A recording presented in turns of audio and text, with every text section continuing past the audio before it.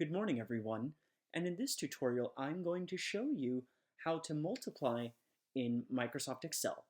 Let's begin this tutorial.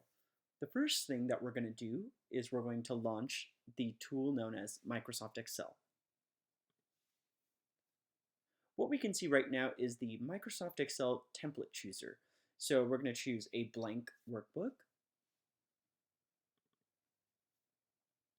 Okay, so now that the blank workbook is open, I will provide you with an example on how to multiply. So the first thing that we're going to type is the equal sign.